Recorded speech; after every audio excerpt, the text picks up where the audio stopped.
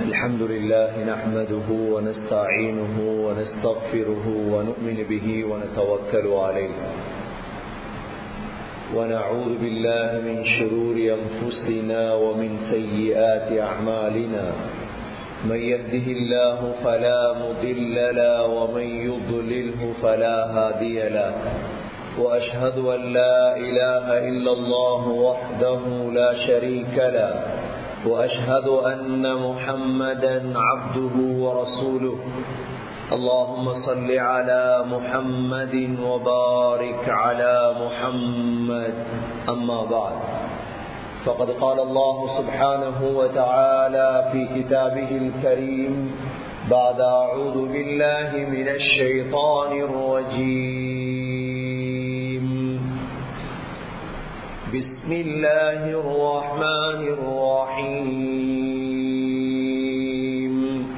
قل أعوذ برب الفلق من شر ما خلق ومن شر غاسق إذا وقب ومن شر النفاثات في العقد ومن شر حاسد إذا حسد بسم الله الرحمن الرحيم قل أعوذ برب الناس ملك الناس إله الناس من شر الوسواس الخناس الذي يوسوس في صدور الناس من الجنة والناس صدق الله العظيم. وقال النبي صلى الله عليه وسلم لو تعلمون ما أعلم لضحكتم قليلا ولبكيتم كثيرا صدق رسول الله صلى الله عليه وسلم. எல்லா புகழும் அல்லாஹ்வுக்கே உரித்தாக. அல்ஹம்துலில்லாஹ். அல்லாஹ் சுப்ஹானஹு வ தஆலா இணை துணையற்றவன், ஏகன், சர்வ காரியத்தை செய்யும் சக்தி உள்ளவன். அந்த அல்லாஹ் தனித்தவன், அவன் தேவையற்றவன், அவன் யாரையும் பெற்றெடுத்தது கிடையாது, அவன் யாராலும் பெறப்பட்டவனும் அல்ல. வலம் யகுல் லஹு குஃபுவன் அஹத், அல்லாஹுக்கு நிகராக யாருமே கிடையாது. ஸலாத்தும் ஸலாமும் கடைசி நபியாகிய முஹம்மது ஸல்லல்லாஹு அலைஹி வஸல்லம் அவர்கள் மீதும் அவர்களை பின்பற்றிய சஹாபாக்கள், தாபிஈன்கள், தபஅ தாபிஈன்கள் அனைவர்கள் மீதும் அல்லாஹ் தனது மக்ஃபிரத்தை சொரிந்தருள்வானாக. புனித ஜும்மாவுக்கு சமூகம் கொடுத்திருக்கும் அல்லாஹ்வின் நல்லடியார்களே, எல்லா நேரங்களிலும் அல்லாஹுவை பயந்து வாழுமாறு, தக்வாவுடன் வாழும்படி முதலில் எனக்கும் பிறகு உங்களுக்கும் வசியத்தும் நசீஹத்தும் செய்து கொள்கிறேன். கண்ணியத்துக்குரிய அல்லாஹ்வின் நல்லடியார்களே, அல்லாஹ் சுப்ஹானஹு வ தஆலா இந்த முஸ்லிம் சமூகம் கியாமத்துடைய நாள் வரை இந்த உலகத்தில் நிம்மதியாக சந்தோஷமாக வாழ்வதற்கு ஒரு வழிகாட்டியாகத்தான் அல்லாஹ் முஹம்மது ஸல்லல்லாஹு அலைஹி வஸல்லம் அவர்களை அனுப்பி வைத்தார்.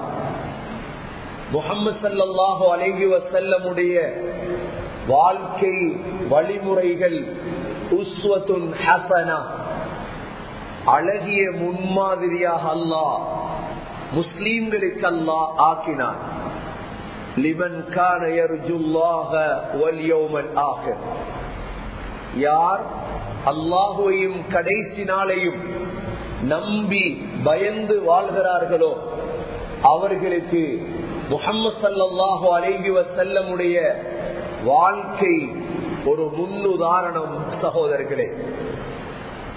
இந்த காலத்திலும் சரி, எந்த காலத்திலும் ஸல்லல்லாஹு அலைஹி வஸல்லமுடைய சீராவை, முஹம்மது ஸல்லல்லாஹு அலைஹி வஸல்லமுடைய வாழ்க்கை வழிமுறைகளை படிப்போமாக இருந்தால் அந்த வாழ்வு எங்களுக்கு பிரயோஜனம் தரும், அது எங்களை பாதுகாக்கும். முஹம்மது ஸல்லல்லாஹு அலைஹி வஸல்லமுடைய 66, 67வது வயதை தாண்டிய பொழுது அப்பொழுது வாழ்ந்த யூதர்கள், பனு குறைபா என்ற யூதர்கள் முஹம்மது ஸல்லல்லாஹு அலைஹி வஸல்லம் அவர்களையும் சஹாபாக்களையும் மதீனா முனவ்வராவையும் ஒரே அடியாக எப்படி அழிக்கலாம், நாசமாக்கலாம் என்று திட்டமிட்டார்கள். ஒரே அடியாக அழிக்க வேண்டும். பனு குறைபாவுடைய யூதர்கள் எல்லாம் குறைஷிகளிடம் சென்று அபு சுஃபியானிடம் பேசினார்கள். கத்பான் என்ற கோத்திரத்திடம் சென்று அவர்களையும் பேசினார்கள். அபு சுஃபியான் 6000 பேரோடு மதீனா முனவ்வராவை தாக்குவதற்காக வந்தார். பனு குறைபா, பனு நதீர் 4000 பேர், கிட்டத்தட்ட சகோதரர்களே 10,000 காபீர்களும் யகூதிகளும் மதீனாவை தாக்குவதற்கு புறப்பட்டு வந்து கொண்டிருக்கிறார்கள். இந்த செய்தியை அல்லாஹ் நபி ஸல்லல்லாஹு அலைஹி வஸல்லம் அவர்களுக்கு அல்லாஹ் அறிவித்தார். மதீனாவையும் சஹாபாக்களையும் தாக்குவதற்கு அஹ்ஸாப், குர்ஆனிலே தனியொரு சூறாவே இருக்கிறது, சூரத்துல் அஹ்ஸாப். அஹ்ஸாப் என்றால் எல்லோரும் சேர்ந்து, இந்த காலத்தை போல யாரை எடுத்தாலும் அவர்களுடைய வாயில் முஸ்லீம்களுடைய பெயர் தான். எல்லோருக்கும் சிந்தனை முஸ்லீம்களை அழிக்க வேண்டும், இஸ்லாத்தை அழிக்க வேண்டும். இதே ஒரு சூழ்நிலை உருவாகியது ஸல்லல்லாஹு அலைஹி வஸல்லமுடைய காலத்தில். சகோதரர்களே, ஸல்லல்லாஹு அலைஹி வஸல்லம் சஹாபாக்களை அழைத்து மஷூரா செய்தார்கள். என்ன செய்வது? மதீனாவுக்குள் நுழைந்தால் மதீனா நாசமாகிவிடும். ஒவ்வொரு சஹாபாக்களும் ஒவ்வொரு ஆலோசனை சொன்ன பொழுது ஹஜ்ரத் சல்மான் ரலியல்லாஹு அன்ஹு, நீண்ட ஆயுள் கொடுக்கப்பட்டவர், அனுபவசாலி, இவர் ஒரு மஷூரா சொன்னார். யா ரசூலல்லாஹ், வரக்கூடிய படை சாதாரண படை அல்ல. கத்பான் என்பவர்கள் மிக பலசாலிகள், அல்லாஹ்வை நம்பிய முஸ்லிம்கள், பத்ரிலும் உஹதிலும் மலக்குகளை கண்ணால் கண்ட முஸ்லிம்கள். ஆனால் தயார் நிலையில் இருக்க வேண்டும், சமூகத்தை பாதுகாக்க வேண்டும், உம்மத்தை பாதுகாக்க வேண்டும், ஷர்றுகளை விட்டு பாதுகாக்க வேண்டும். மஷூரா நடக்கிறது.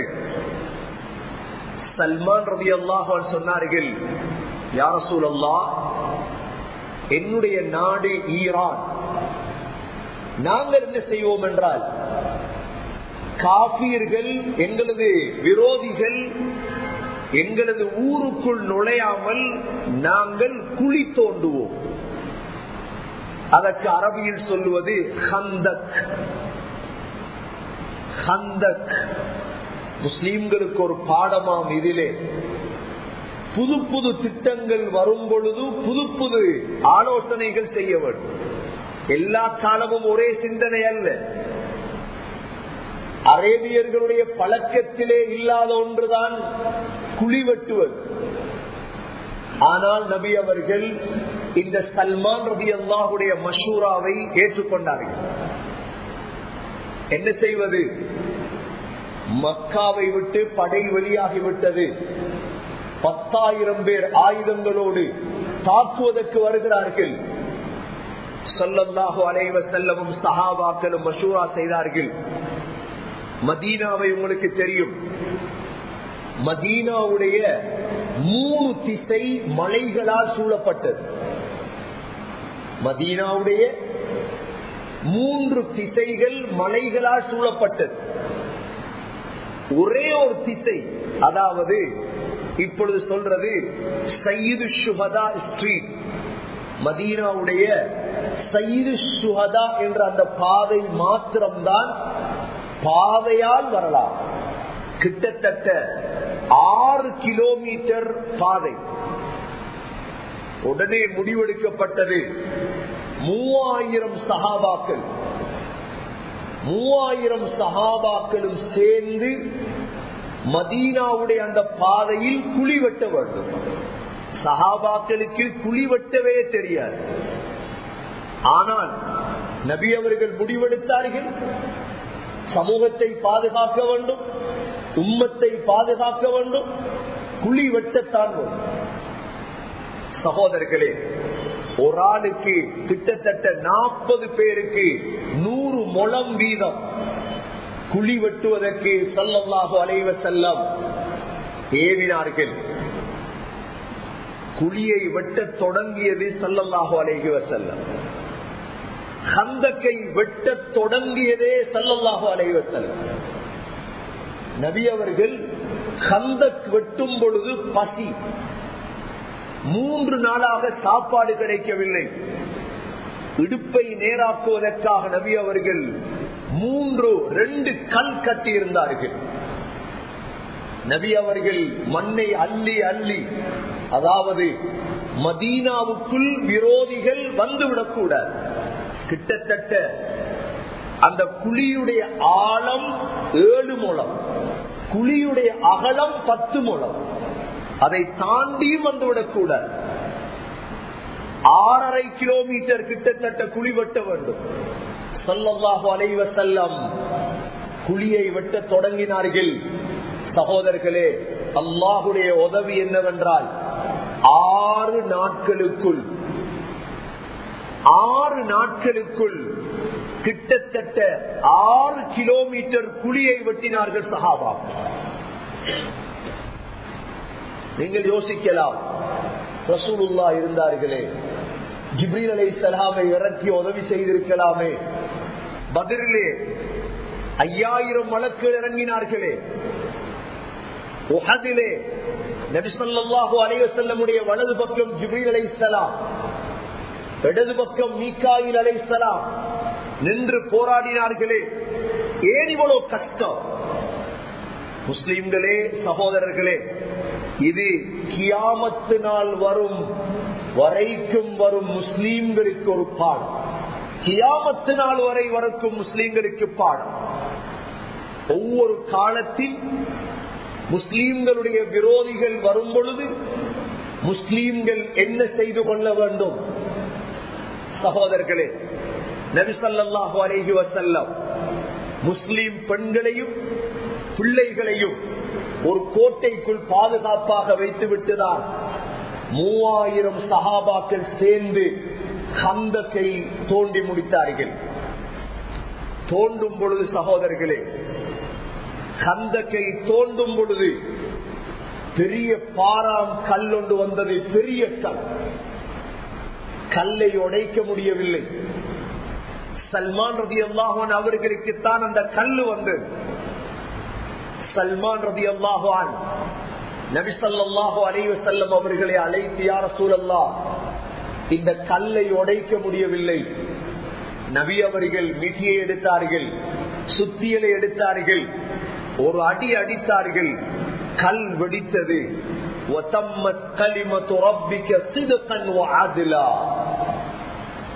கல்லில் இருந்து வெளிச்சம் வந்தது. 2வது அடி அடித்தார்கள், கல் அறவாசி வெடித்தது. நபி அவர்கள் ஓதினார்கள்,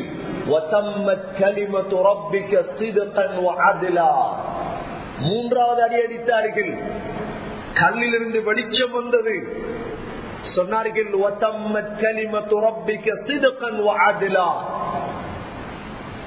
சல்மான் ரலியல்லாஹு கேட்டார்கள், யா ரசூலல்லாஹ், நீங்கள் அடிக்கும் பொழுது வெளிச்சம் கொண்டு வந்ததே, என்ன வெளிச்சம்?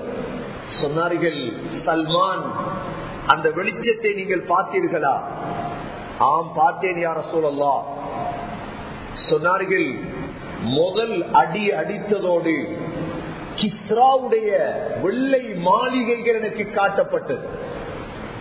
இது முஸ்லிம்களுக்கு வெற்றியாக்கி கொடுக்கப்படும். இரண்டாவது அடி அடித்ததோடு கைசருடைய சிவப்பு மாளிகைகள் எனக்கு காட்டப்பட்டது. மூன்றாவது அடி அடித்ததோடு யமனுடைய வெற்றி எனக்கு காட்டப்பட்டது. இன்னொரு ரிவாயத்தில் மதாயினுடைய வெற்றி. அந்த நேரம் முஸ்லீம்களுக்குள் 70 முனாஃபிக்குகள் இருந்தார்கள். அவர்களும் சேர்ந்து குழி வெட்டினார்கள். அதில் முஅத்திப் என்ற முனாஃபிக் சொன்னான், சாப்பிடுவதற்கும் வசதி இல்லை, காபிர்களை விட்டு தப்புவதற்கும் வசதி இல்லை, கிஸ்ரா கைசருடைய கோட்டை எல்லாம் முஹம்மதுக்கு கிடைக்குமா? கண்ணியமிக்க சகோதரர்களே, அல்லாஹ் ஏற்கனவே நபி அவர்களுக்கு காட்டினான். குழி தோண்டி முடிந்தது சகோதரர்களே. காபிர்கள் மதீனாவை வந்து பார்க்கிறார்கள், மதீனாவுக்குள் நுழைய முடியாது. அதைத்தான் அல்லாஹ் குர்ஆனிலே விளங்கப்படுத்துகிறான். சூரா அஹ்ஸாபிலே, யா அய்யுஹல்லதீன ஆமனு ذ்குரூ நிஅமத்தல்லாஹ் இத் ஜாஅத்கும் ரீஹுன் வஜ்னூதுன் லம் தரவுஹா.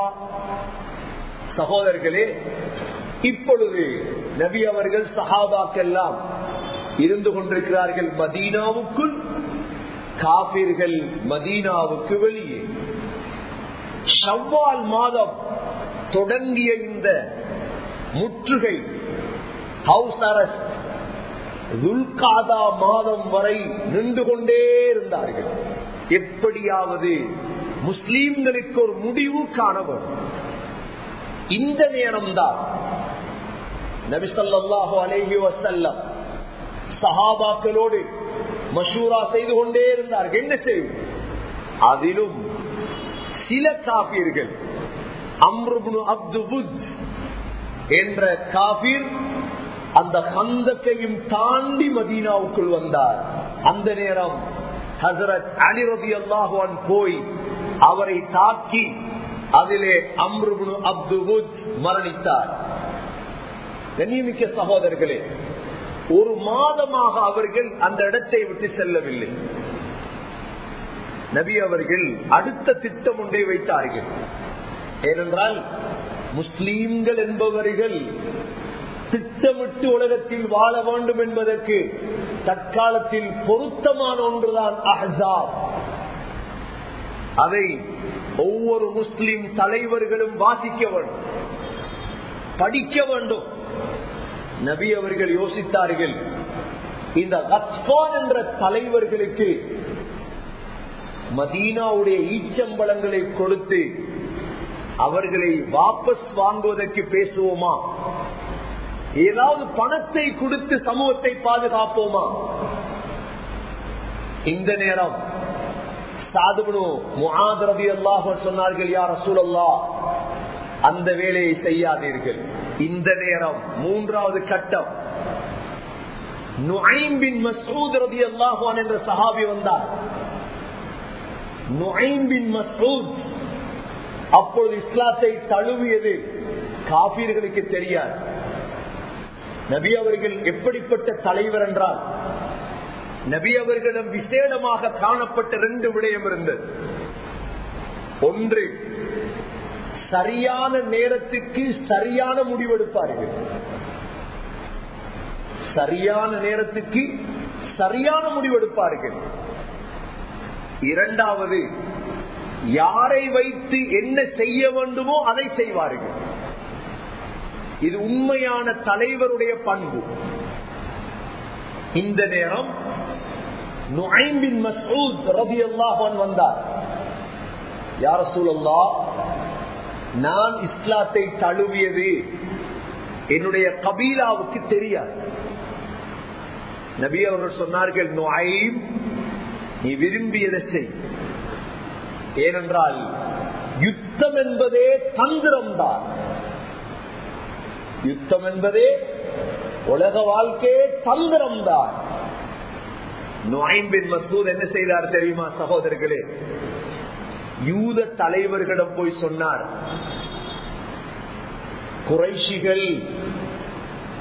குறைஷிகள் நபி அவர்களோடு ஒப்பந்தம் செய்து உங்களை தாக்கப் போகிறார்கள்.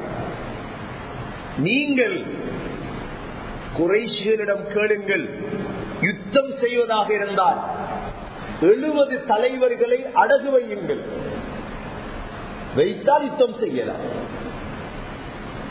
நுஐம் பின் மஸ்ஊத் திரும்ப போனார். பனு குறைதாவிடம் போய் சொன்னார், பனு குறைதா குறைஷிகள் ஒப்பந்தம் செய்ய போகிறார்கள், நீங்கள் குறைஷிகளுடைய 70 தலைவர்களை ஈடாக கேளுங்கள். குறைஷிகளிடம் போய் சொன்னார், பனு குறைதா நபியோடு ஒப்பந்தம் செய்ய போகிறார்கள், நீங்கள் அவர்களுடைய தலைவர்களை ஈடாக கேளுங்கள் யுத்தம் செய்வதென்றார். இந்த நுஐம் பின் மஸ்ஊதுடைய திட்டத்தால் அஹ்ஸாபுக்கு மத்தியில் குழப்பம் உருவாகியது. இந்த நேரம் சகோதரர்களே, நபி ஸல்லல்லாஹு அலைஹி வஸல்லம் இவ்வளவு இக்கட்டான நேரம், நபி அவர்கள் துஆவை விடவில்லை. சொல்கிறார் ஜாபிர் ரலியல்லாஹு அன்ஹு, துல்காதா மாதம் சனிக்கிழமை, ஞாயிற்றுக்கிழமை, திங்கட்கிழமை, செவ்வாய்க்கிழமை, இந்த 4 நாளும் நபி அவர்கள் துஆவிலேயே தான் இருந்தார்கள். நபி அவர்கள் கேட்ட துஆ, அல்லாஹும்ம அஸ்துர் ஔராத்தினா வ ஆமின் ரௌஆத்தினா, அல்லாஹும்ம அஸ்துர் ஔராத்தினா வ ஆமின் ரௌஆத்தினா. சகோதரர்களே, புதன்கிழமையாகிறது, 5வது நாள் புதன்கிழமை, லொஹருக்கும் அசருக்கும் இடையில் நபி அவர்கள் துஆவிலே இருந்தார்கள். அல்லாஹ் புதன்கிழமை லொஹருக்கும் அசருக்கும் இடையில் தான் நபியுடைய துஆவை அல்லாஹ் கபூல் செய்தார். ஜாபிர் ரலியல்லாஹு அன்ஹு சொல்லுவார்கள், என்னுடைய வாழ்க்கையில் எனக்கு மிக முக்கியமான ஏதாவது தேவை வந்தால் நான் புதன்கிழமை லொஹருக்கும் அசருக்கும் இடையில் துஆவில் ஈடுபடுவேன், அல்லாஹ் என்னுடைய துஆவை கபூல் செய்வார். சகோதரர்களே, அல்லாஹ் சபா என்ற காற்றை அனுப்பினான். முதலாக வந்தது சபா என்ற காற்று. காற்று வேகமாக அடிக்க ஆரம்பித்தது. காபீர்களுடைய கூடாரங்கள் எல்லாம் பறக்க ஆரம்பித்தது. சகோதரர்களே, அல்லாஹ் மலக்குகளை இறக்கினான். 20 மலக்குகள் தலப்பாகை கட்டிக்கொண்டு குதிரையிலே வந்திறங்கினார்கள். ஜிப்ரீல் அலைஹிஸ்ஸலாமுடைய தலைமையிலே ஹந்தக்கு வந்திறங்கினார்கள். சகோதரர்களே, 1 மாத காலம் நின்ற இந்த அஹ்ஸாப், இந்த காபீர்கள், இந்த யஹூதிகள் அனைவர்களுமே தோல்வியுற்றவர்களாக மதீனாவை விட்டு வெளியேறினார்கள். இதை அல்லாஹ் சூரத்துல் அஹ்ஸாப் என்ற சூறாவிலே தனியே இந்த பாடத்தை அல்லாஹ் கியாமத் நாள் வரை வரும் முஸ்லிம்களுக்கு பாடத்திற்காக அல்லாஹ் சொல்லி காட்டுகின்றார். ஏன் சகோதரர்களே, நனவுகளை விட ஷர்றுகளை பயப்பட வேண்டும். வாழ்க்கையில் நடக்கும் ஷர்றுகள், நாம் ஓதக்கூடிய சூரத்துல் ஃபலக், சூரத்துல் நாஸ் இருக்கிறது, எல்லோருக்கும் பாடமான சூரா. ஸல்லல்லாஹு அலைஹி வஸல்லம் ஏன் ஒவ்வொரு தொழுகைக்கு பிறகும் இதை ஓதினார்கள்? அதுவும் விசேடமாக மக்ரிப் தொழுகை, சுபஹ் தொழுகைக்கு பிறகு ஏன் 3 தடவை ஓதினார்கள்? சகோதரர்களே, ஷர்றுகளை விட்டு பயந்து வாழ வேண்டும். இந்த 2 சூறாவிலும் அல்லாஹ் 5 வகையான ஷர்றுகளை பேசுகிறார். அல்லாஹ் சொல்கிறார், குல் அஊது பிரப்பில் ஃபலக் மின் ஷர்ரி மா خلق وَمِن شَرِّ غَاسِقٍ إِذَا وَقَبَ وَمِن شَرِّ النَّفَّاثَاتِ فِي الْعُقَدِ وَمِن شَرِّ حَاسِدٍ إِذَا حَسَدَ. இந்த சூராவில் அல்லாஹ் 4 ஷர்றுகளை சொல்கிறார். முதலாவது, நபியே சொல்லுங்கள், அதிகாலையுடைய ரப்பை கொண்டு பாதுகாவல் தேடுகிறேன், ரப்பை கொண்டு பாதுகாவல் தேடுகிறேன். மின் ஷர்ரி மா خلق, யா அல்லாஹ் நீ படைத்த அனைத்து ஷர்றுகளை விட்டு. உலகத்தில் எத்தனை ஷர் இருக்குதோ ஒரு ஷர்ரும் எங்களுக்கு வந்து விடக்கூடாது. எவ்வளவு அழகான இஸ்லாம் சகோதரர்களே. இரண்டாவது ஷர், وَمِن شَرِّ غَاسِقٍ إِذَا وَقَبَ, இரவுடைய ஷர். இரவானால் ஷர் அதிகம். ஷைத்தான்கள் வெளியிறங்குவது மக்ரிபுக்கு பிறகுதான். விசஜந்துக்கள் வெளியிறங்குவது மக்ரிபுக்கு பிறகுதான். இரவு நேரம் ஷர். மூன்றாவது ஷர், وَمِن شَرِّ النَّفَّاثَاتِ فِي الْعُقَدِ, முடிச்சுகளில் சூரியத்தை ஊதக்கூடிய ஷர்ரிலிருந்து, அதாவது சூரியத்துடைய ஷர். நபி ஸல்லல்லாஹு அலைஹி வஸல்லம் மதீனா முனவ்வராவுக்கு சென்ற பொழுது மதீனாவில் இருந்த யூத தலைவரில் ஒருவர் தான் லுபைத் இப்னு ஆஸம். நபியோடு இருந்தவர். நபி ஸல்லல்லாஹு அலைஹி வஸல்லமுடைய சீப்பையும் நபியுடைய முடியையும் எடுத்து நபிக்கு சூனியம் செய்தார். நபியுடைய சீப்பையும் முடியையும் எடுப்பதென்றால் யாருக்கு எடுக்கலாம்? மிக நெருக்கமாக இருப்பவருக்கு தான் எடுக்கலாம். முஸ்லிம் சமூகத்தை பார்த்து சிலர் முகத்தால் சிரிப்பார்கள். முகத்துடைய சிரிப்பை கண்டு ஏமாந்தால் நாங்கள் முஸ்லிம்கள் அல்ல, வரலாறு தெரியாத முஸ்லிம்கள், பாடம் படிக்காத முஸ்லிம்கள் தான். சகோதரர்களே, கைபருடைய யுத்தத்திலே நபி ஸல்லல்லாஹு அலைஹி வஸல்லமுக்கு ஆக விருப்பமானது ஆட்டிறைச்சியின் முன்கால். நபி அவர்கள் விரும்பி சாப்பிடுவார்கள். கந்தக்குடைய யுத்தத்தின் பொழுது அபூ ராஃபியிடம் சொன்னார்கள், ஒரு ஆட்டை சமைத்தார். நபி அவர்கள் அபூ ராஃபி அந்த முன்காலை எடுத்தா என்றார்கள். எடுத்து கொடுத்தார், சாப்பிட்டார்கள்.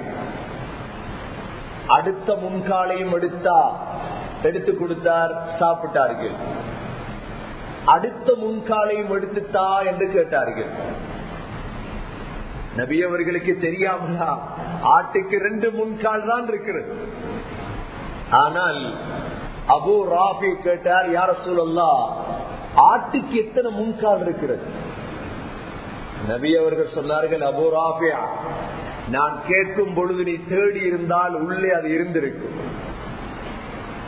நான் கேட்கும் பொழுதெல்லாம் எடுத்து தந்து கொண்டே இருந்திருப்பாய், ஏன் முந்தினாய் வாயால்?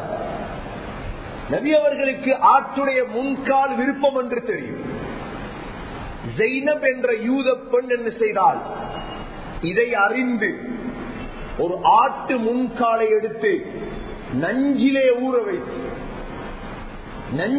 ஊற வைத்து கைபரில் நபி அவர்கள் பசியோடு இருக்கிறார்கள், கொண்டு வந்து கையிலே கொடுத்தார்.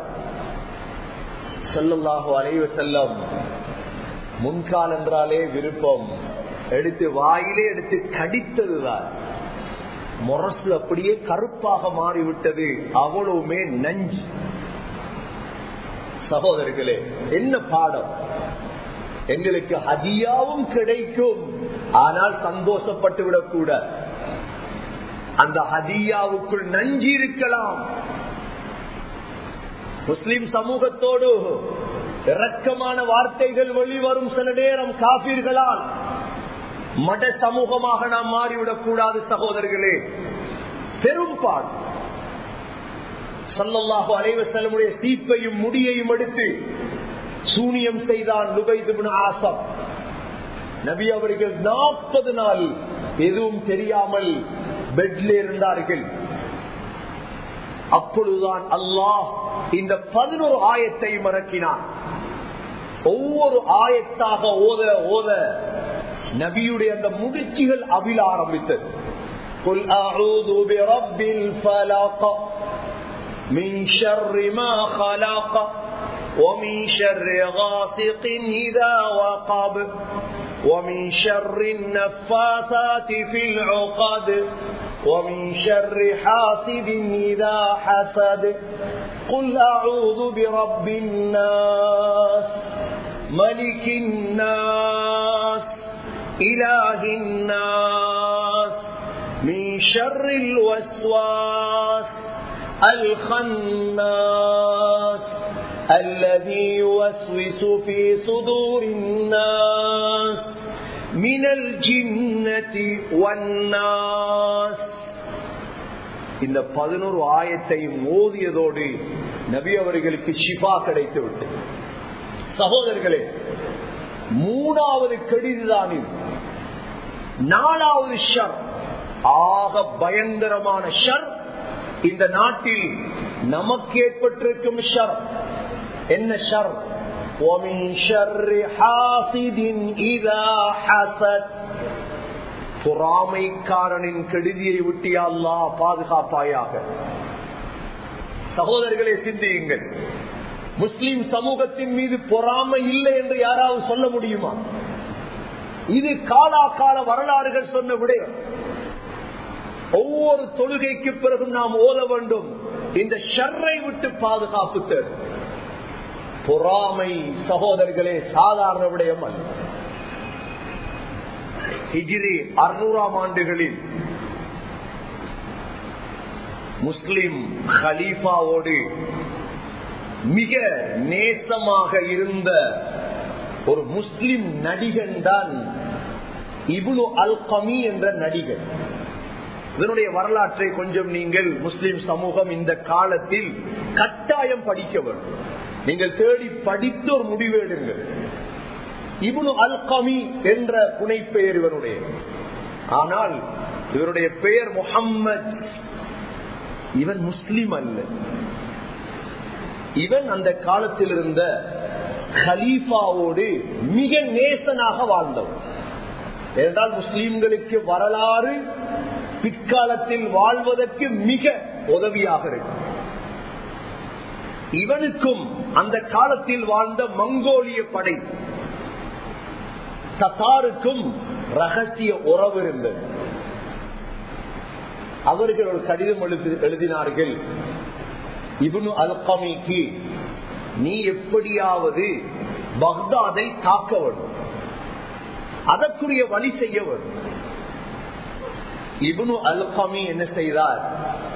கலீஃபாவோடு பழகி பழகி பழகி கலீஃபாவிடம் ஒரு நாள் சொன்னான், கலீஃபா, பக்தாதிலே முஸ்லிம் படைகள் அதிகமாக இருக்கிறது, சம்பளம் கொடுக்க முடியாது, படையை குறைக்க வேண்டும்.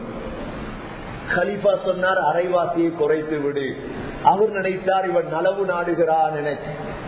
சகோதரர்களே, அரைவாசி படையை குறைத்த பொழுது தத்தார் என்ன செய்தார்கள்?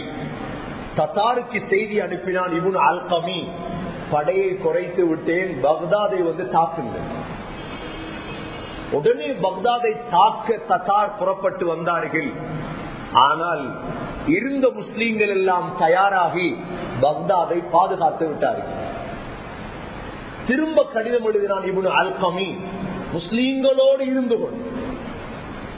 கலீஃபாவுடைய வலதுகை, எந்த முஸ்லிமுக்கும் தெரியாது இவன் தான் செய்தான் இந்த பாரிய நாசகார வேலையை. திரும்ப கடிதம் எழுதினான், திரும்ப ஒரு திட்டம் எழுகிறேன், வாருங்கள். கலீஃபாவிடம் சொன்னான், பக்தாதிலே இன்னும் படை அதிகம் என்று அந்த படையையும் அரைவாசி குறைத்தார். குறைத்து விட்டு என்ன செய்தார்? பக்தாதுடைய நதிதான் தஜிலா. கொழும்பில் கலனி போவதை போல தஜிலா நதி இருக்கிறது பக்தாதிலே. எவ்வாறு திட்டம் என்று பாருங்கள். முஸ்லீம்களோடு பொறாமைப்பட்டவன் போடக்கூடிய திட்டம் இருக்கிறதே, அது சாதாரண திட்டமாக இருக்க. தஜிலா நதிக்கு பொறுப்பான அவனிடம் அந்த நதியுடைய வாசலின் திறப்பை எடுத்தார். கதவை திறந்தால் தான் தண்ணி வரும். சகோதரர்களே, தத்தாருக்கு கடிதம் எழுதினான் இப்னு அல்கமி, நீங்கள் பக்தாதுக்குள் வாருங்கள். முஸ்லீம்கள் எல்லாம் இரவு நேரம் தூங்கிக் கொண்டிருக்கும் பொழுது தஜிலா நதியை கொஞ்சம் திறந்து விட்டார். அதிகமாக திறந்தால் நதி எவ்வாறு தண்ணீர் ஓடி மற்ற பக்கம் சென்றுவிடும். கொஞ்சம் திறந்தது எதற்கென்றால் முழு பக்தாதும் சேராக மாறும். சேத்திலே முஸ்லீம்களுக்கு ஒன்றும் செய்ய முடியாது. கொஞ்சம் திறந்தால் சகோதரிகளே முழு பக்தாதும் சேராக மாறியது. தத்தார் நுழைந்தது பக்தாதுக்குள். 20 லட்சம் முஸ்லீம்களை கொன்று குவித்தார்கள். 20 லட்சம் முஸ்லீம்களை கொன்று குவித்தார்கள். ஆனால் அல்லாஹ் முஸ்லீம்களுக்கு கொடுத்த மதிநுட்பம், அந்த காலத்தில் இருந்த உலமாக்களுக்கு அல்லாஹ் கொடுத்த பலம், எந்த புலனாய்வோ எந்த சிஐடியோ இல்லாத காலத்தில் முஸ்லீம்கள் கண்டுபிடித்தார்கள் இந்த இப்னு அல்கமியை. இவன் தான் இந்த நாசகார வேலையை செய்தார். கண்ணியமிக்க சகோதரர்களே, ஒவ்வொரு வரலாற்றிலும் எங்களுக்கு பாடம் இருக்கிறது. பொறாமை அது கியாமத்து வரை இருக்கு. அதனால்தான்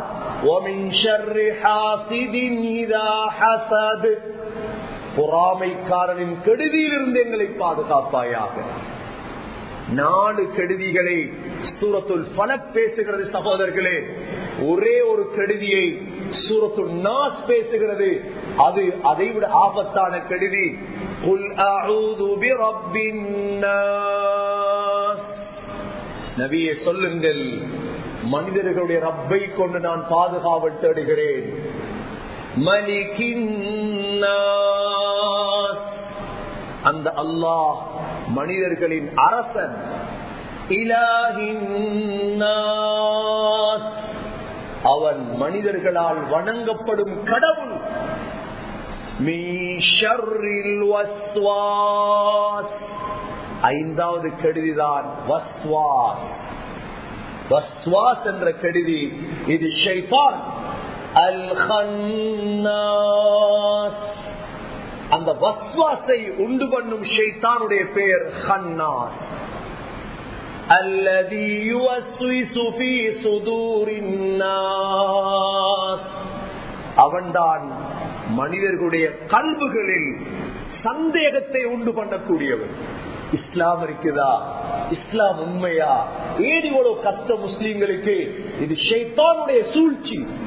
இந்த ஷைத்தான் மினல் ஜின்னதி வன்னாஸ், ஜின்களிலும் இருக்கிறான், மனிதர்களிலும் இருக்கிறான். மனிதர்களிலும் இந்த ஷைத்தான் இருக்கிறான்.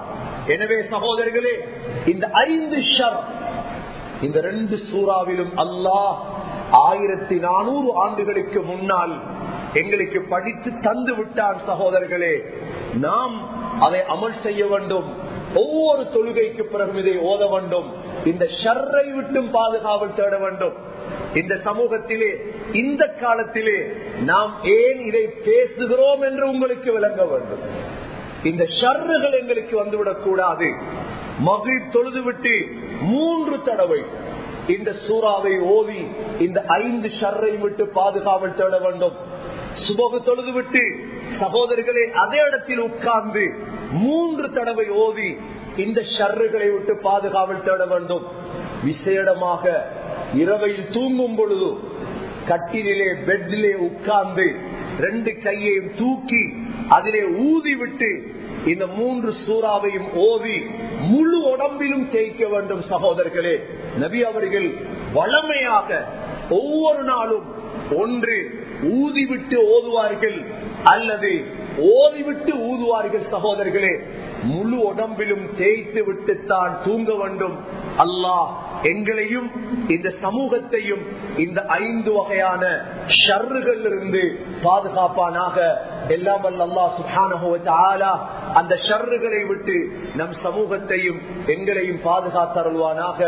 யா அல்லாஹ் எங்களுடைய பாவங்களை மன்னிப்பாயாக, நம்முடைய தாய் தந்தையுடைய பாவங்களை மன்னிப்பாயாக. உன்னுடைய குர்ஆனை விளங்கி அதன் பிரகாரம் நடக்க தௌஃபீக் செய்வாயாக. கடைசி வார்த்தை லா இலாஹ இல்லல்லாஹ் முஹம்மதுர் ரசூலுல்லாஹ் என்ற கலிமாவோடு உயிர் பிரிய தௌஃபீக் செய்வாயாக. வ ஆகிரு தஅவானா அனில் ஹம்துலில்லாஹி ரப்பில் ஆலமீன். قل للكون وقل للخلق وللأزمان كم تهنأ وفؤادك يملأه القرآن. قل لهموم الناس وأسئلة الحيران كم فيك سرورا وسلاما وطمئنانا.